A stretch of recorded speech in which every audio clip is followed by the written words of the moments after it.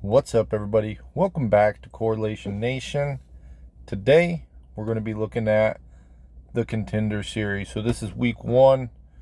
If you're a big MMA fan, it's a good time of year. I really over the past few years have fallen in love with the Contender series.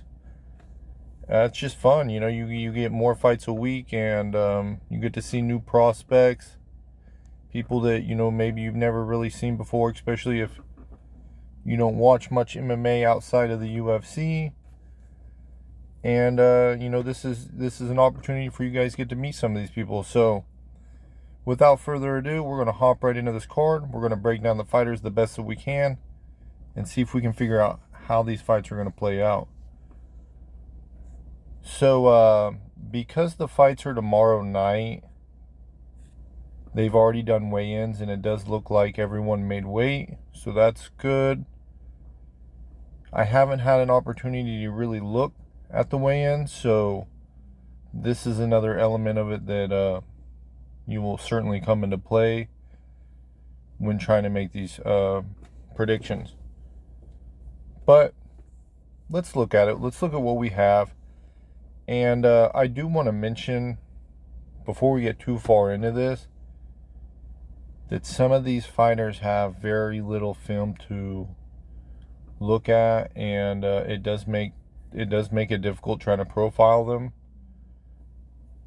But we do the best that we can, and if there's something we miss, hopefully we don't miss it. But if there is something we miss, we just add it to it as we go. So that's all you can really do.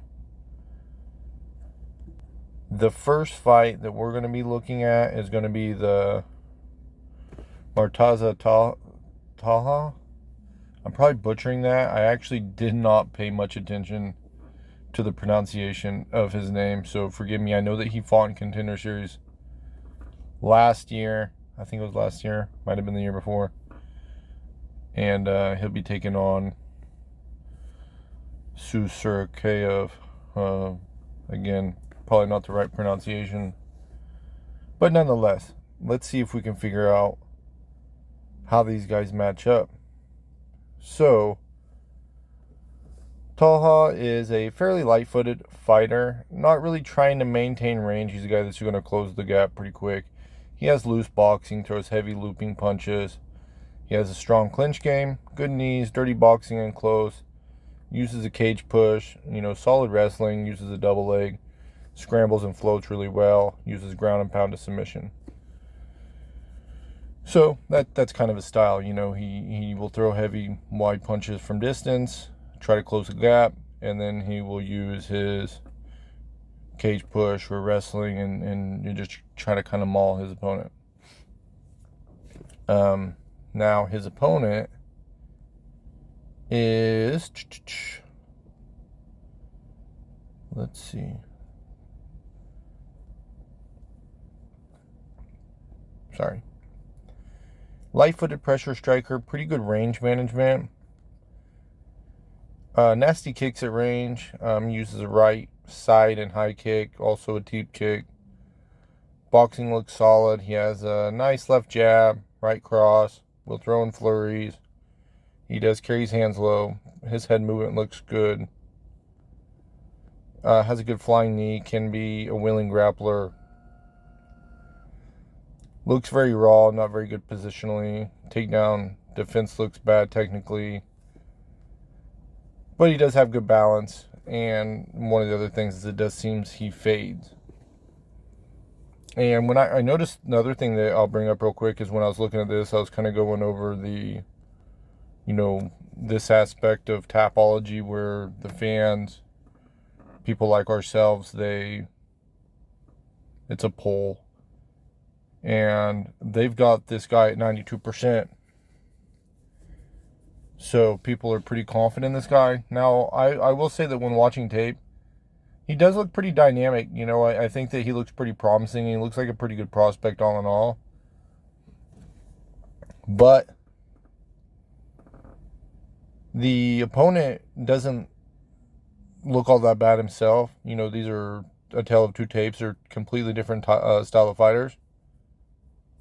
And I'm not really exactly sure how I feel, like which way I want to leave. I think that, which way I want to lean on this. Because the thing is,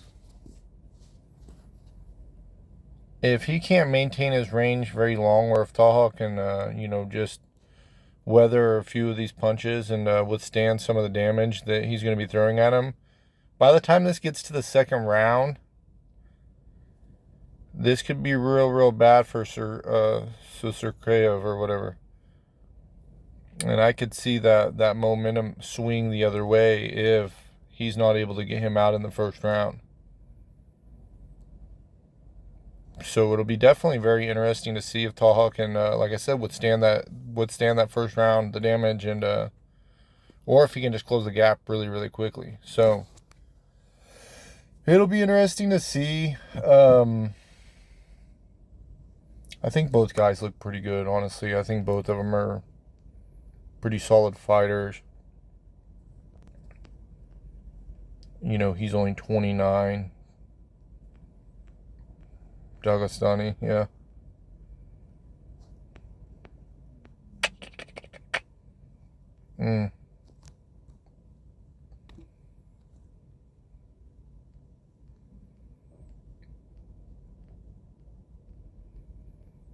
Sorry, I'm just kind of looking at their records and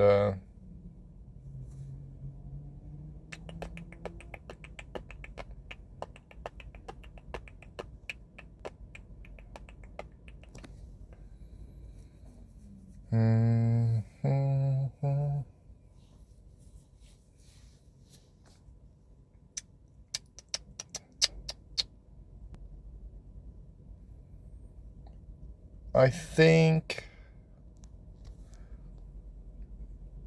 I might go with the underdog on this one. I just think that in our minds as fans, wrestling is so undervalued and striking is so overvalued. And I think that, we as fans, we like to see, the knockouts, the flashy kicks and all that, and it's what's exciting, and I get it, it is.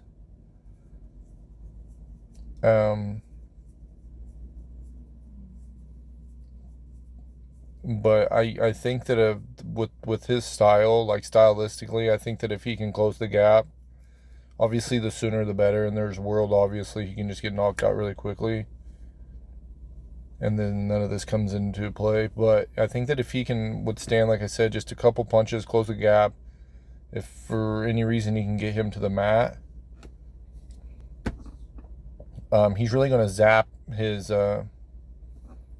cardio and his effectiveness and explosion after that first round. And then, like I said, if you can see that, then you get into the second, third round, it's just going to look like a different fight. And so I'm going to go with Taha on this. And I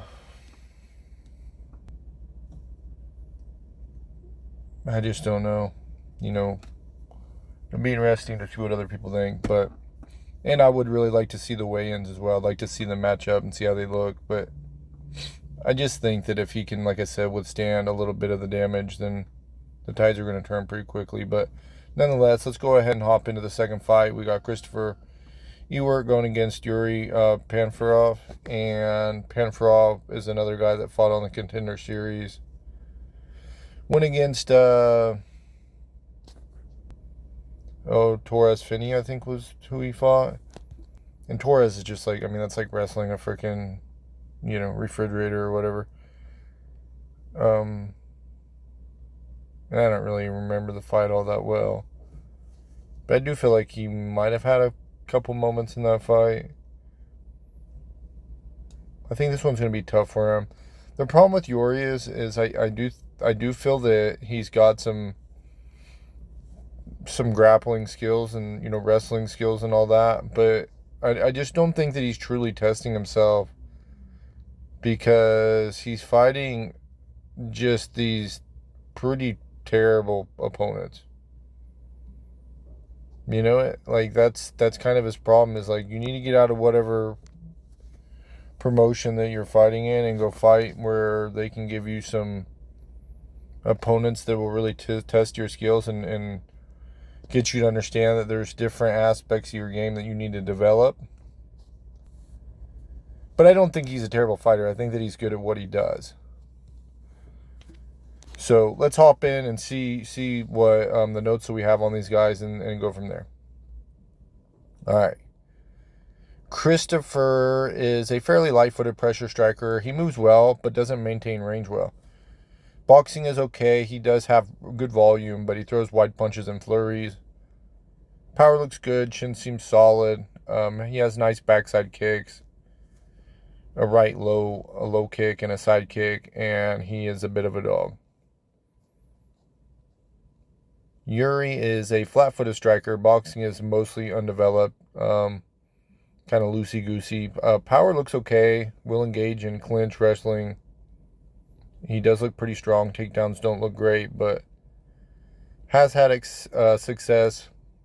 Floats pretty well. Position, ground and pound, submission. So,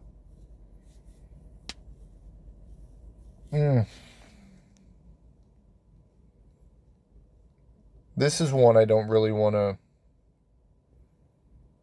overvalue Yuri's wrestling, because while I do think it's solid, I don't think it's great, and I just think that Christopher's the more well-rounded fighter here, and I think that his pressure and his boxing, his movement is going to give him issues. So I'm going to go with Christopher on this.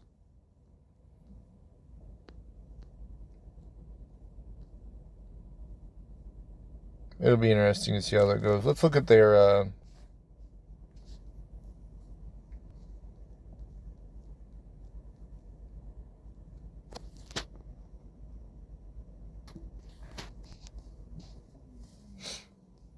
I feel like Christopher's been a decision.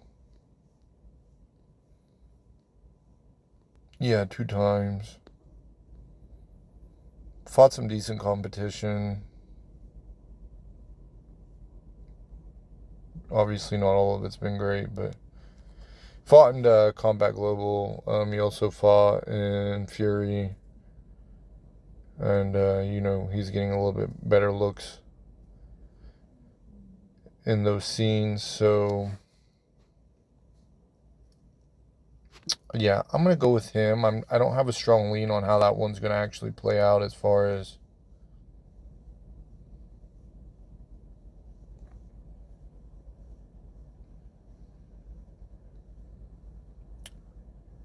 the actual outcome of that fight, but I will lean with Christopher to win that fight. And he's a guy I remember seeing down here that, like, with the UFC signed him. I don't know if he was going to do a short notice replacement, and then they ended up moving some fights around, and then now he's back on Contender Series. I don't know. I'm a little confused on that. But, is what it is. Next fight, we got Jimmy Drago going against Ty Miller. I did see like a little glimpse of these guys standing next to each other, and Ty Miller is what looked like way bigger than Jimmy. I could be wrong about this, but that's what I've seen. Now, let's pull up their notes. Jimmy, he is a fairly light-footed striker, doesn't maintain range. He does have a tendency to go straight back. His initial takedown defense looks okay, but he can be taken down. He works hard to get up. Boxing looks a bit wide. He has nice kicks, both legs at range. And I do have that, does he have a questionable chin? I've seen him get in, one of his fights.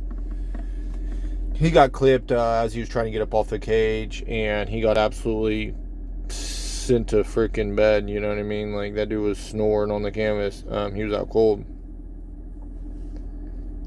And then with Ty Miller, he's a long, patient, flat-footed striker. He uses technical boxing. Has pretty solid footwork. Fights behind a left jab, slip counter right.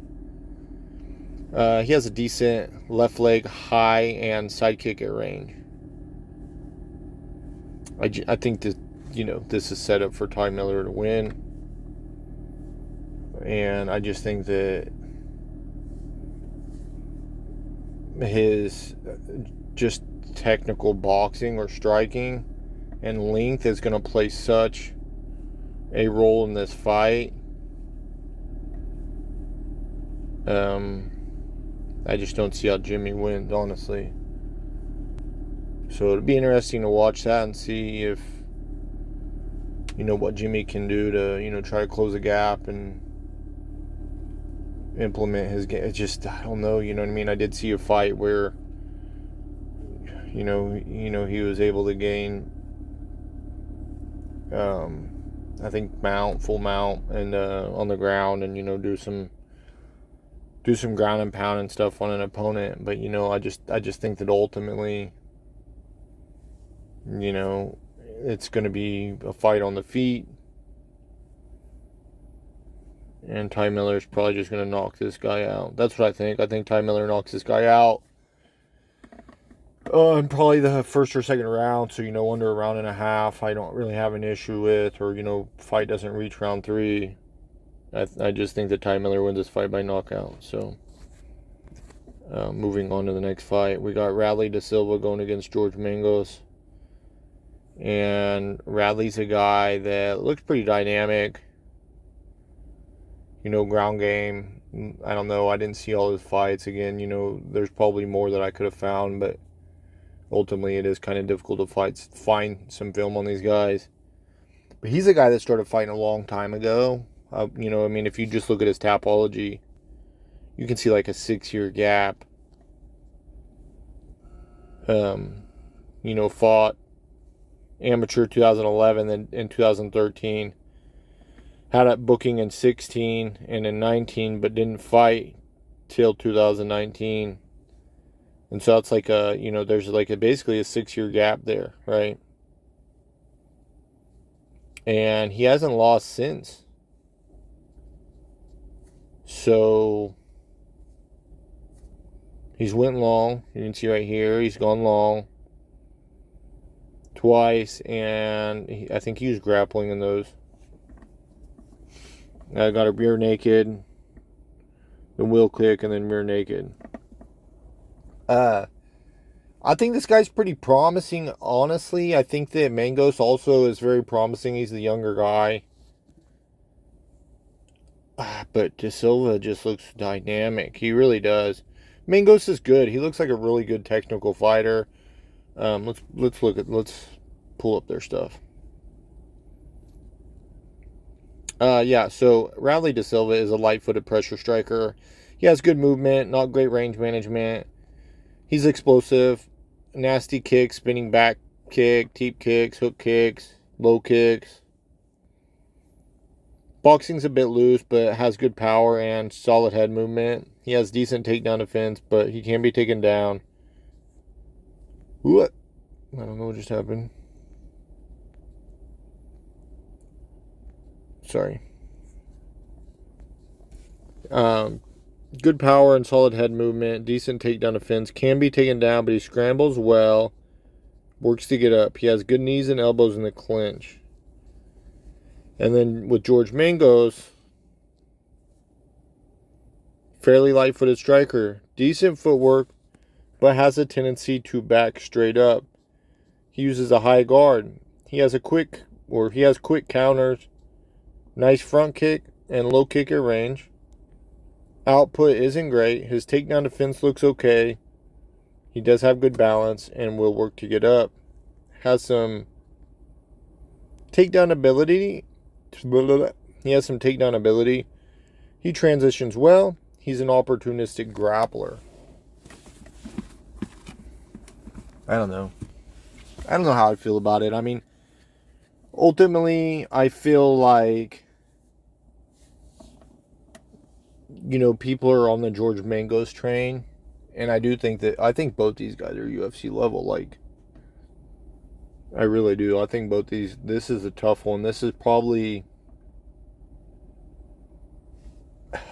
outside of the first fight. Like, I feel like the first one's pretty difficult to predict the outcome in, because it could go either way. I feel like this one's the most competitive, because I think both these guys are going to be extremely competitive. I think they match up really, really well. And obviously either guy can win pretty easily. I just think that, like, skill for skill, both these guys are extremely good.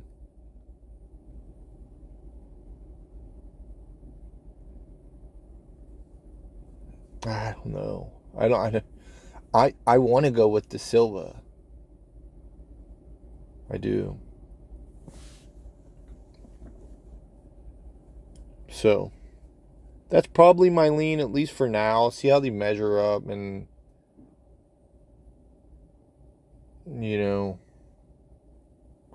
I think that Mangos has time. If he doesn't make it, he'll be back. And that really won't be an issue. So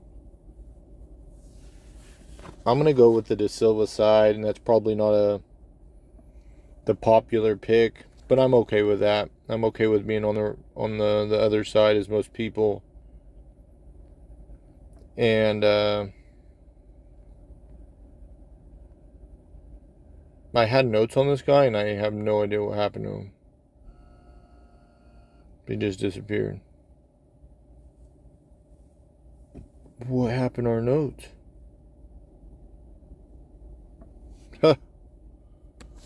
Let's see if we can figure out what happened to our notes.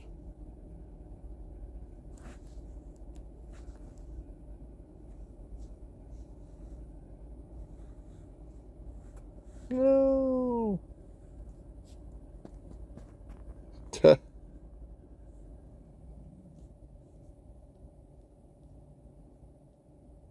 Let's.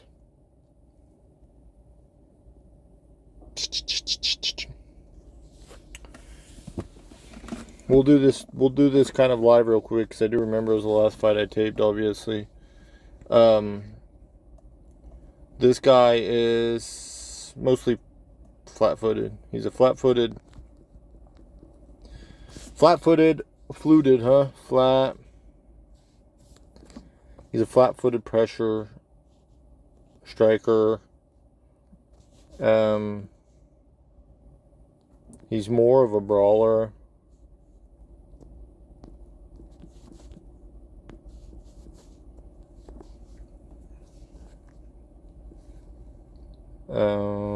Lacks technical.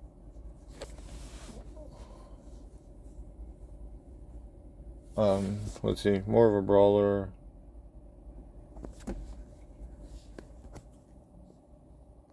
Or here. Boxing. Boxing isn't very technical. He is more of a brawler.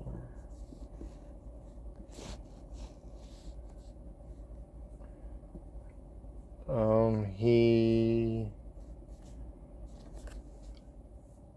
tends to chase. Let's see. Carries hands low.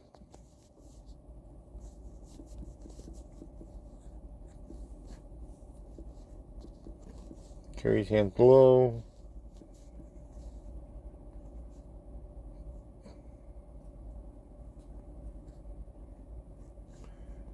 Tends to chase without cutting off cage. And he does have a pretty nice right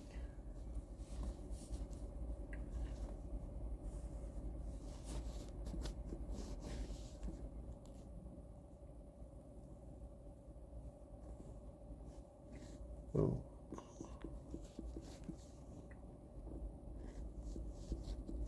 Cross. Solid.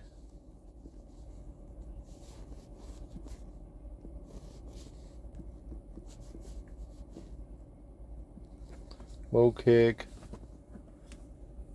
And that's about it. I mean, that's basically who he is. I mean, there's probably more to him, but he has, let's see, his takedown defense is okay. Takedown defense is okay.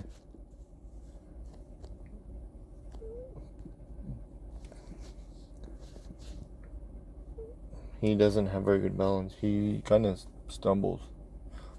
You know, technique seems to be, like, he has some technique that he utilizes, and most of it seems okay, but he just doesn't have very good balance, and he tends to just kind of fall over.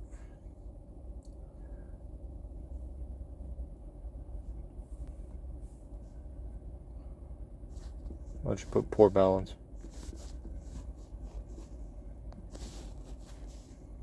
Alright, we're going to leave it at that for now. I mean, there's more to him, but that's basically the type of fighter he is. Flat-footed pressure striker. Boxing isn't very technical. He's more of a brawler. He carries his hands low, tends to chase without cutting off the cage. He has a nice counter right cross. Solid right low kick. His takedown defense is okay, but he has poor balance. So, and this dude's being brought here to get sniped by this Ilian guy, or I don't know how to pronounce his name, but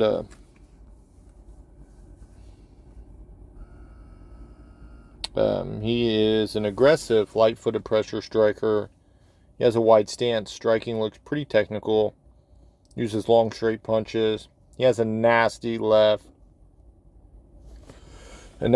cross. You know, he does extend himself, which I don't love. And so, I mean, there is a world, I guess,